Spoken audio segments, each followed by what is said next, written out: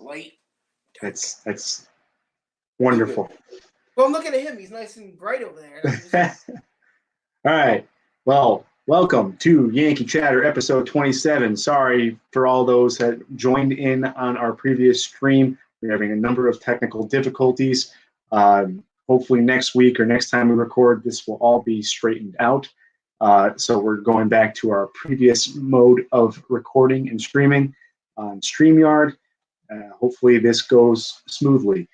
For those of you that are joining us, my name is Greg Andriano as a part of Yankee Chatter and the Bigger and Bradder Sports Show. From up north are my friends Bradder and Big Tuna. Got that right this time. I got that right this time. I want that on record. So the lawsuit will be withdrawn. Yeah. I've made up for it. This will be a relatively short episode, but we want to talk about some of the things that have been going on in Yankees camp. But before we do that, guys, want to just plug your show real quick and your sports network?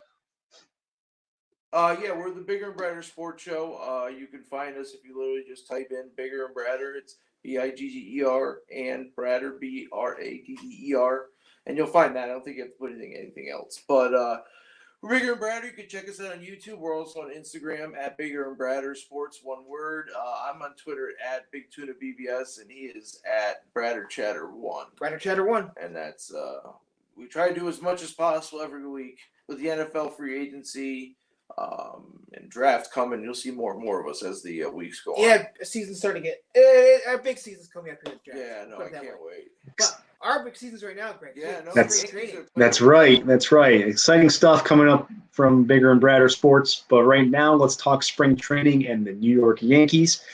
They have started the spring training season. They have played, 6 games, I think? 6 games as of today.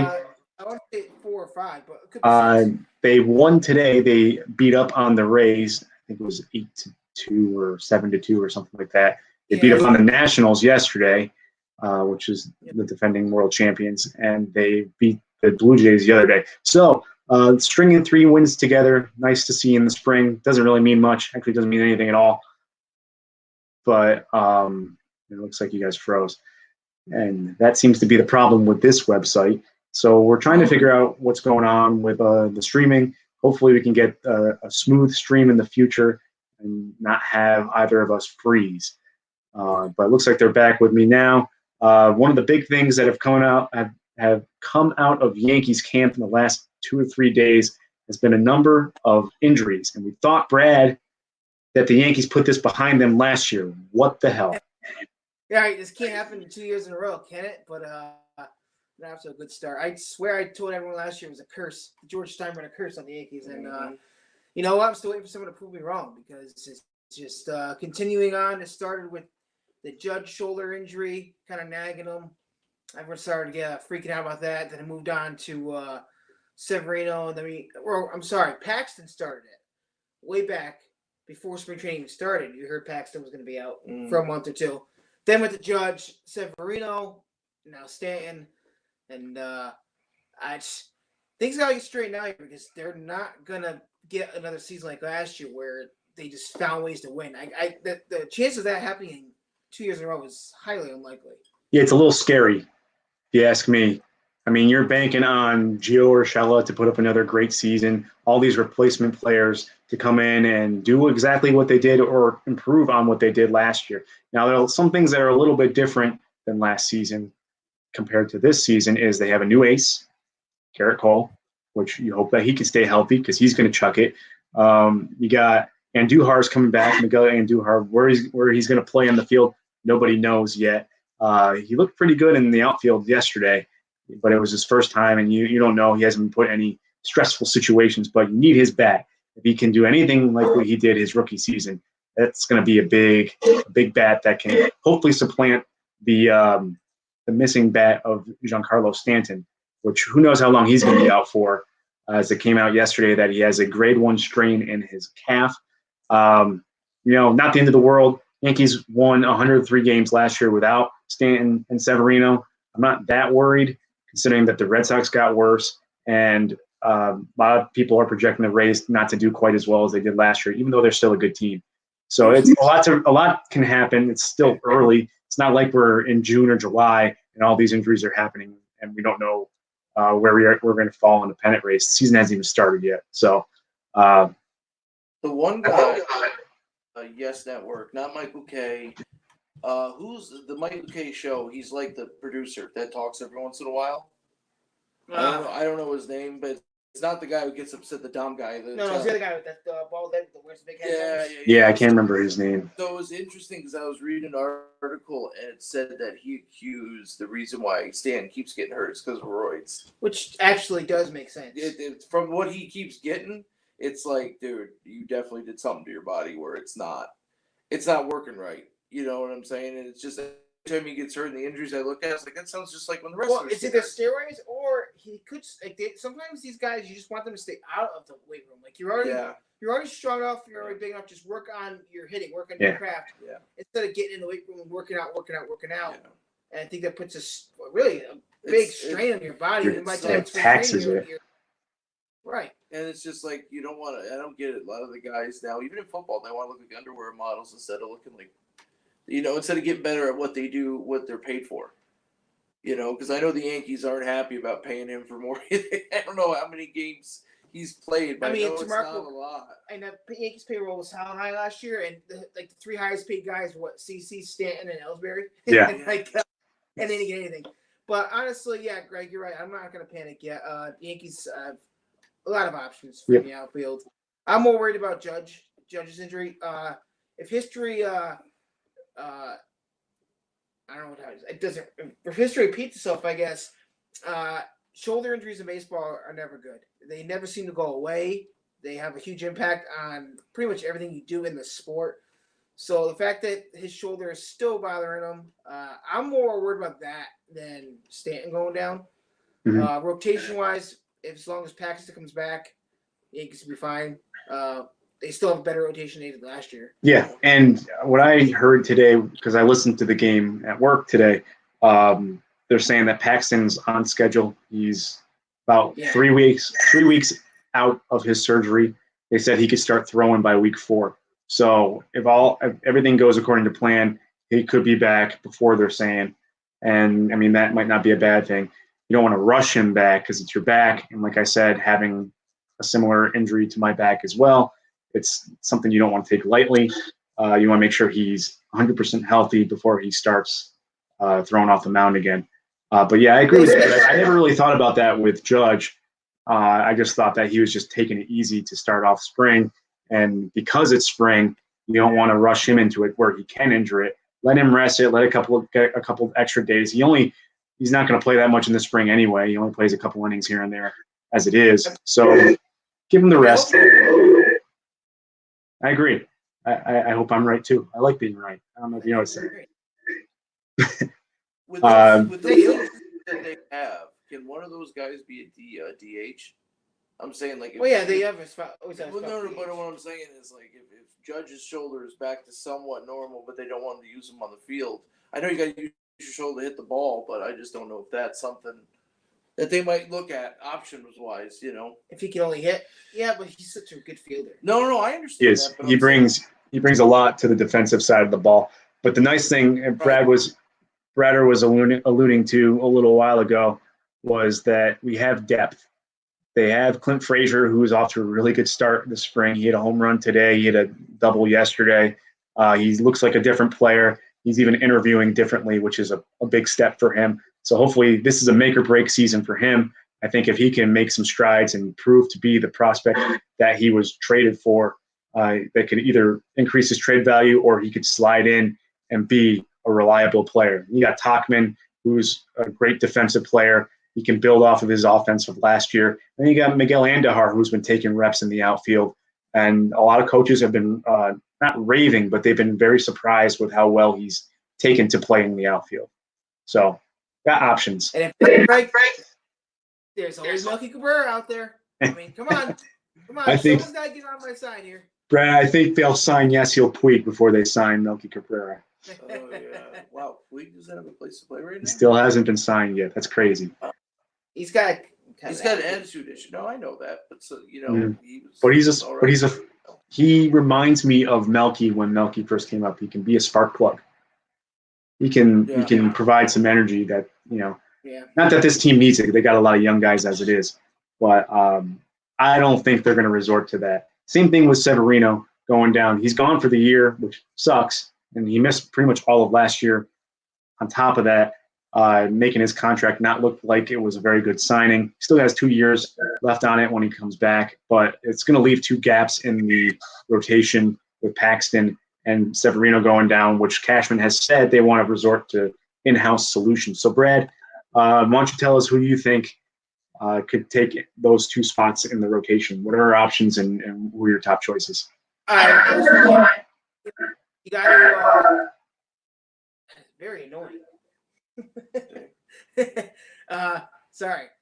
You have to remember, Cashman isn't going to make everyone in the league think that he's desperate. So he's not going to go out and say, yeah, we have to go out and find somebody right now, because that makes the Yankees kind of look like they're desperate. Yeah, exactly. So I don't think Cashman's going to, necessarily tell you the truth of what they're going to do.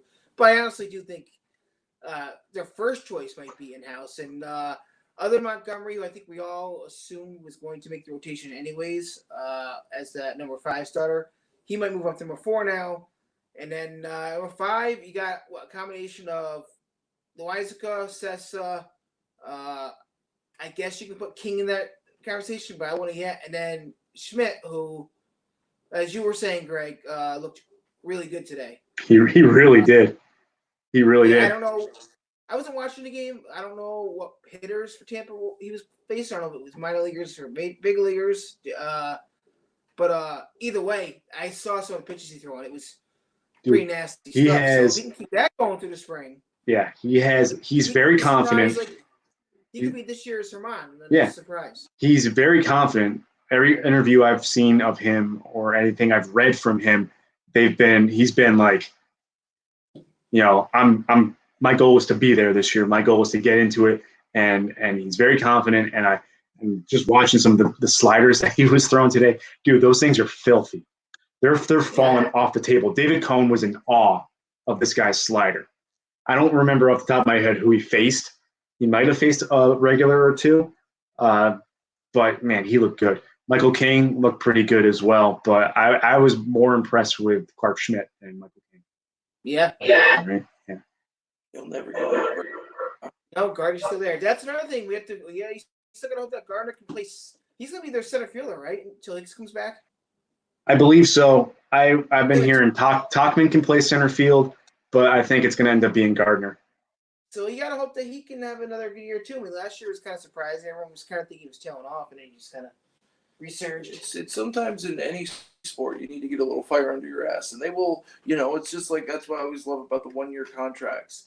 They'll get that year, but once they get that big money, they'll go down. Because Gardner has a 2-year contract. The second year's an option, right? Yeah. So he's got to play well. So he's got to play well. Yeah. And he probably will. I mean, last year was a career year for him. So I think that's the thing for sports, for contracts and stuff like that, because it's like, okay, so you're going to give me effort when you have a 1-year, but when you have a 4-year, you all of a sudden fall off. You know what I'm saying? It's like it almost should be like they should only be signed to like 1 or 2-year contracts with options, because then they'll actually play for what they're worth. Well, that's what baseball is actually doing. That's why last year Frazier was so hung up, because teams only wanted to give out 1 or 2-year contracts, and guys were only out for 4 or 5 years. They weren't getting them. Yeah. This year was a little bit different. It's just big money that they spend. I mean, I get it. Like, Bryce Harper, stuff like that, Garrett Cole.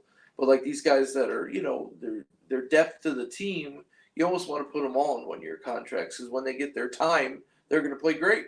No, you're absolutely right. I'm trying to share the link to the live feed right now. Okay. So people can see that we're actually live. But with that said, there's a lot of good things that the Yankees have going in camp right now. I mean, you got the new pitching coach and Matt Blake.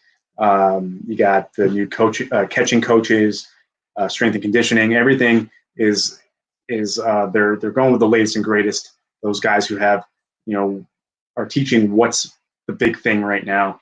So it's good. You got Garrett Cole, who's like a master of his craft. I've been just hearing everything that they've been saying about him. He's like so critical and so detail oriented on any day of preparation, regardless of if it's a sim game or if it's a bullpen session. It's pretty good thing to have, and it's something that the Yankees have been lacking since CC was first signed back in 2009. A true ace. Yeah. CC was a true ace for what, 2 or 3 years, and then he kind of like, he lost. He lost all the weight. Stay Happen. fat, people.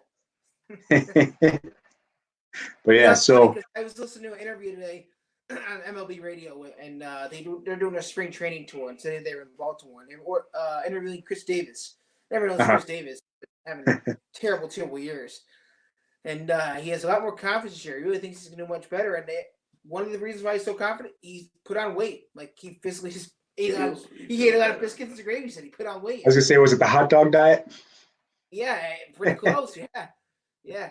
Chris Davis is what you get from Baltimore. Yeah. No. I will say, I never really thought much of Chris Davis, but I found out in the interview today that him and his wife, without anyone knowing it, this past year, donated $3 million to the University of Maryland Children's Hospital, and they didn't want any publicity about it. They just wanted to do it. So yeah, it made me a fan for life. I'm really hoping. I'm really rooting for him this year. Yeah, say what you want about his performance. That's I heard about that too, Brad, and that's amazing. And, baseball needs more people that do stuff like that. He made the All-Star team, so he was in Baltimore, and him and his wife decided to go to the Children's Hospital and just tour around and talk to some people, and they met some families that were going through really rough times, and their kids just could not get over the hump of these illnesses, and they felt like they had to do something. And he said he'd do it again in a heartbeat, and he probably will at some point. So, you know what? People could say he's not earning that money, which he's probably not, but he's still getting it. It is still owed to him. He's taking it, and he's doing good things with it. So I really, really hope he has a good season. Exactly. Maybe he can be the one shining star in that terrible Baltimore Orioles This is Trey Mancini for some reason. Yeah. I have a feeling that he might get flipped this year, and it probably be for a good reason. He's the only batter in that lineup that can bring back anything of value. And if they're in the middle of this rebuild, which is probably going to be in a rebuild for a couple of years, you got to start somewhere. But with the Yankees, let's talk about kind of what you expect to see the rest of spring training from these guys. We're starting to ramp up where the pitchers are going to start throwing more than 2 or 3 innings at a time. So, we talked about the 5th starter. What about the bullpen? Is there any pieces in the bullpen that aren't quite set that you think could be an eye opener? I have 1 or 2 in mind, but what do you think?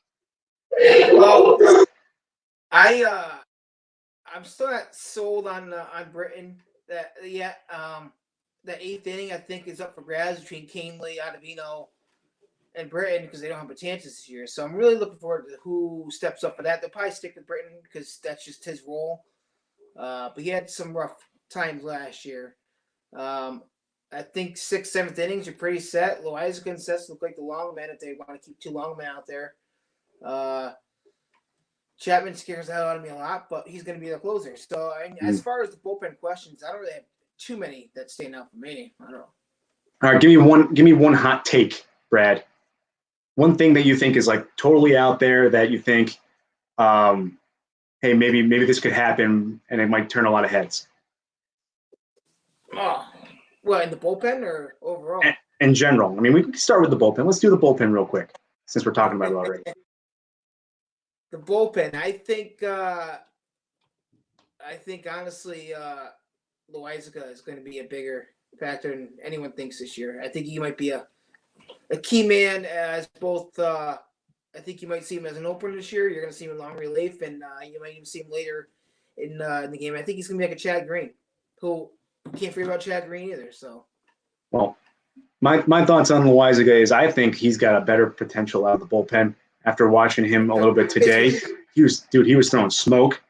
He was blowing Rays hitters away. Now these guys are probably minor leaguers in a couple of weeks, but still he was hitting his spots. He looked good. He had more confidence. I think he could maybe slide into a big bullpen role. Maybe one day down the line, if he's really doing it, he could slide into the closer role, be a future closer. That's my hot take. Maybe when Chapman's contract's up and they still have Loizaga and he's still throwing heat and they keep him in the bullpen, they could build him up to be the next closer. He reminds me a lot. His frame reminds me a lot of Mariano Rivera. He's quiet and reserved like Rivera. He throws heat. And I think if he could mix a cutter and mix in some secondary pitches, he could be a big bullpen arm in the future. I think Frazier's Yeah. I think Frazier's gonna have a big year. All right, well, let's go to the outfield. Tino's all about Frazier. I think. All right. No, I'm like one of the only guys that actually likes Frazier. Right. I kind of like that he's I don't know, an edgy guy, I guess you could say. I like it. Yeah, it's interesting. He did have a pretty solid year last year. But the thing with Clint Frazier is he's very hot or very cold. And hopefully he's made some adjustments this year that can keep him hot for longer and productive. They're going to need him if Stanton and Judge are in and out of the lineup due to their health. So between him and I think Andujar, my hot take for the outfield is Andujar is going to stand out. You need his bat in the lineup. You can't really put him at third because Urshela has pretty much taken over that role.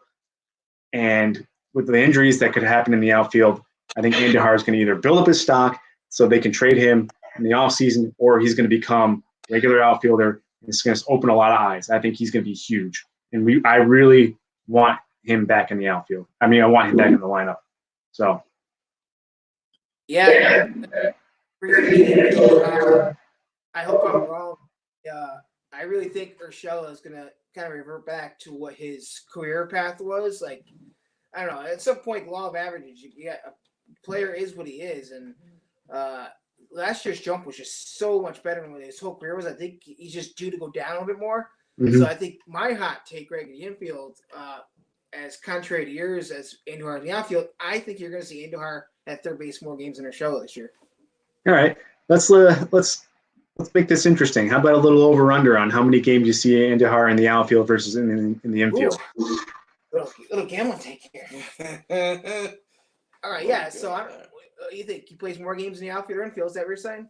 I think he does more in the outfield than infield. All right. Well, I'm saying more infield than outfield. So we got to put something on this. All right. Let's come back. Tino, what do you think? He's an infielder. He's an infielder. He's an infield. That's what he's listed as. That's what he's supposed to do, right? Or no? Mm-hmm. I mean, that's just me. It's like he's listed as an infielder. Why not keep him in the infield?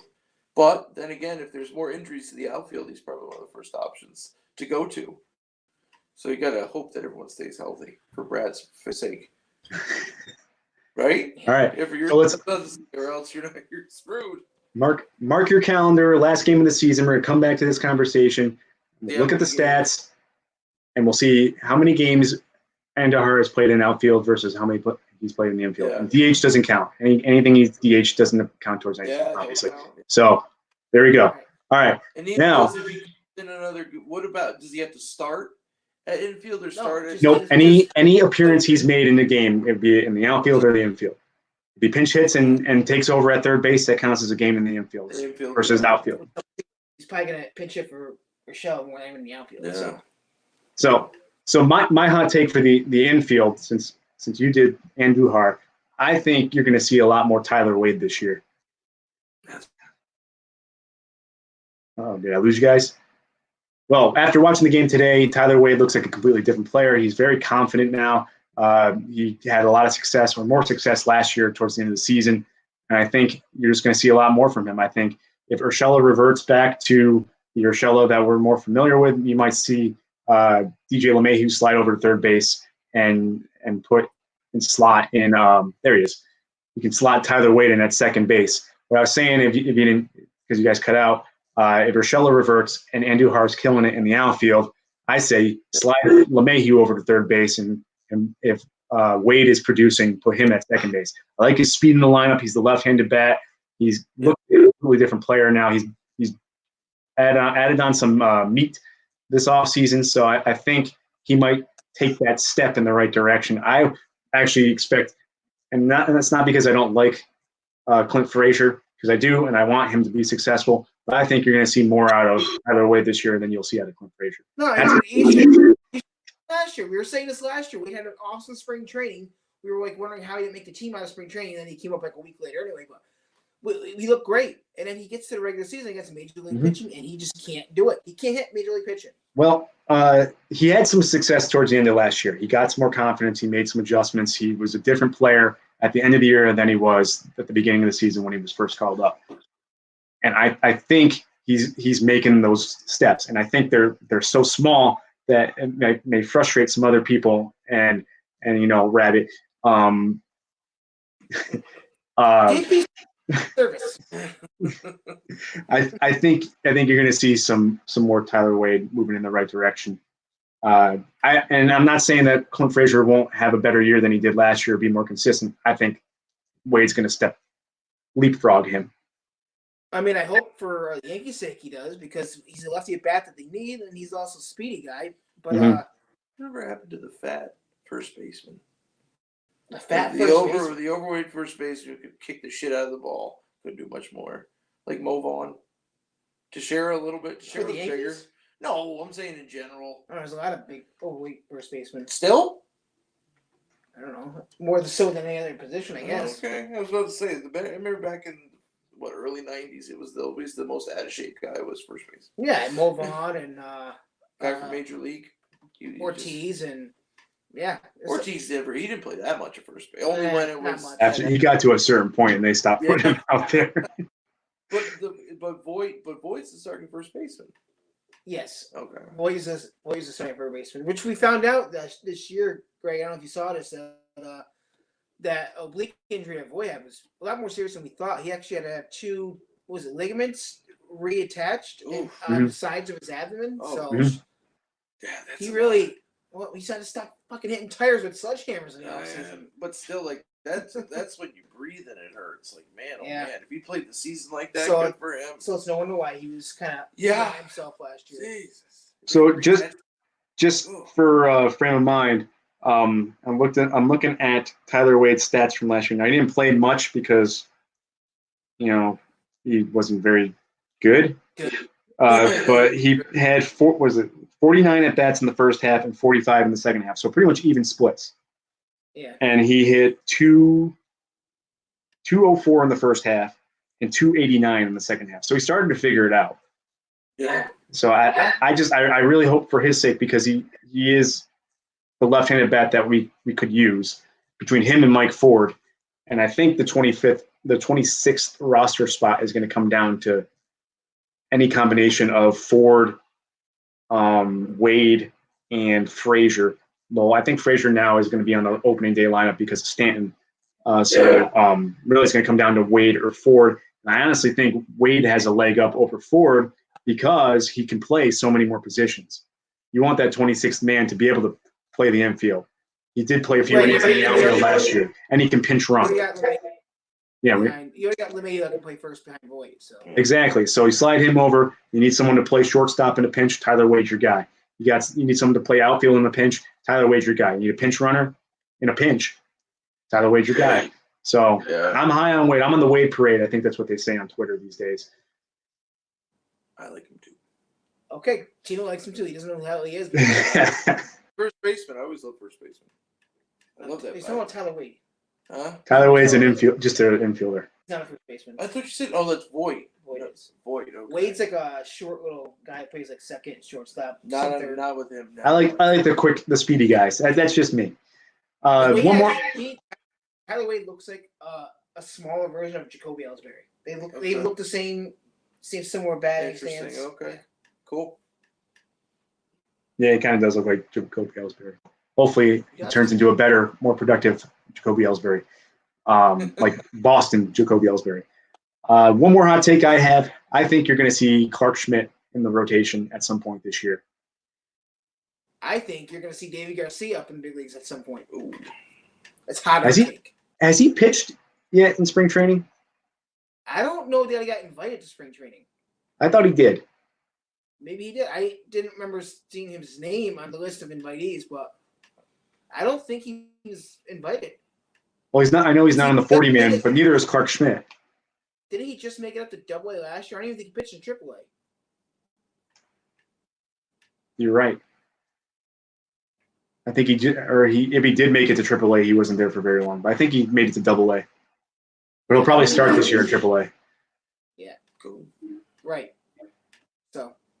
But who's that? So I don't know. Like you said, he's not in the 40 man, so they have to remove somebody from the roster to put him on. But they'll have to do that for Schmidt too. But you'll figure that Severino is going to be on the 60-day DL, so that's going to open up a spot right there. And then Paxton's going to be on the DL for a month or two, so that's going to open up a spot too. So you got 2 spots. And something about Stanton just tells me it might be longer than a week or two. So we'll see. Yeah, I hope not. Fingers crossed. Hopefully he misses like a week because, right there. But yeah, Clark Schmidt's going to be in the play a big part this year. All right. I want to see Stanton play for fuck's sake. Come on. They might even, since the Weiser was on the 40 man, they might even give him the fit spot over. They could. I honestly think he's better out of the bullpen, but that's just me. The thing I don't want them to do with Loizaga is I don't want them to do job of Chamberlain. Because they did the job of Chamberlain to him. Right. Put him starting rotation, bullpen, and then mess him up. If they're not going to stretch him out, same thing with Chad Green. If they're not going to stretch him out, keep him where he's pitching 2 or 3 innings, and don't let him go much further than that. Keep him out of the bullpen or keep him as an opener. I think those 2 right there could be like similar roles. You have more than one option. But if you're going to stretch him out and keep him a starter. Make up your mind and stick with what it is. I don't know why, and I've said this year after year, I don't know why the Yankees are like, it's like they're against ever giving Green a shot at making the rotation, but they're okay with using him as an opener. I just don't get it. Well, the thing I think with Green is he's really a one-pitch pitcher. He has his fastball, and to be a starter, you need at least 2 or 3 effective pitches. He has a secondary pitch, but it's not the best, and I think he relies so much on the fastball and his 1 or 2 innings of work that second time through the lineup, everybody knows what's coming and they're gonna unload. So if he's been working on a secondary or tertiary pitch in the offseason and they feel like it's good enough where they can stretch him out, then that could be his chance. But I think personally, because he's a one-pitch pitcher, he's in the situation he's in. Loizaga, on the other hand, has more than one pitch, and he's young, he's inexperienced. The more experience he gets, the better he could be. And I would see him stretched out before Green. But that's just my opinion.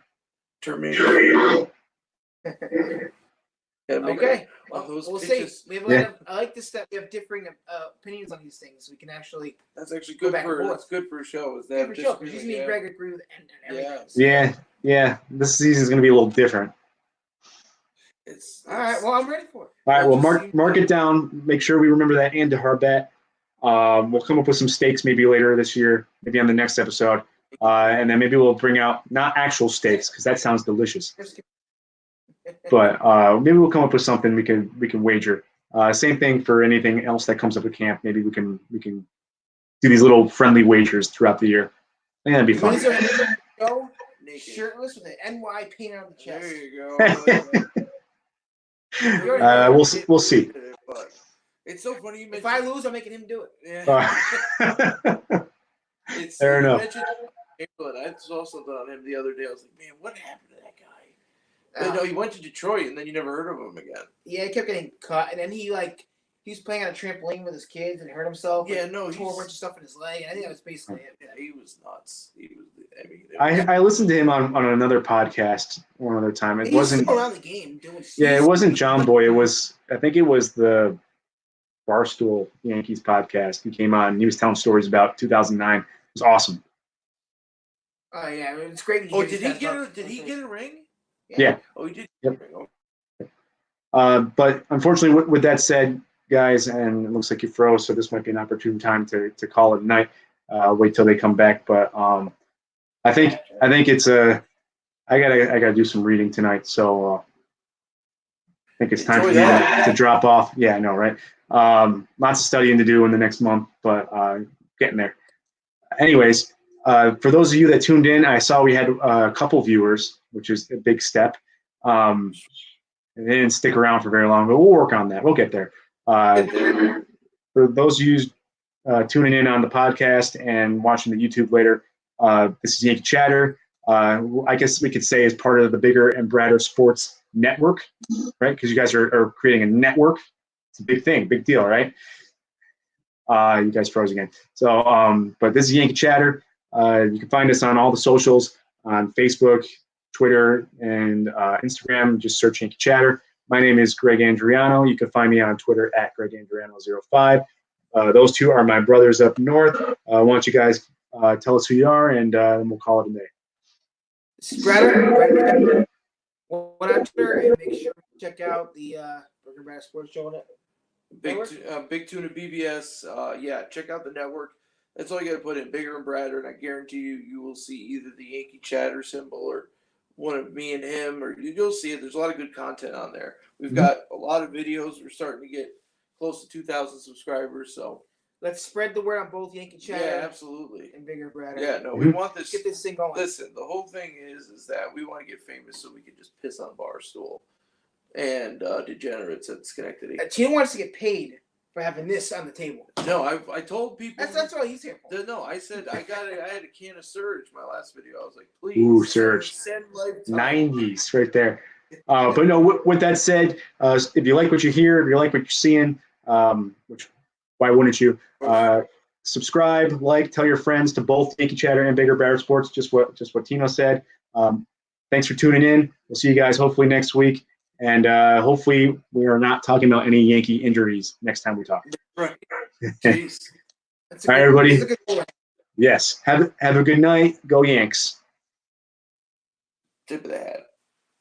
Wow, we even practiced that. Yeah, tip of the hat. I've always done that for some reason.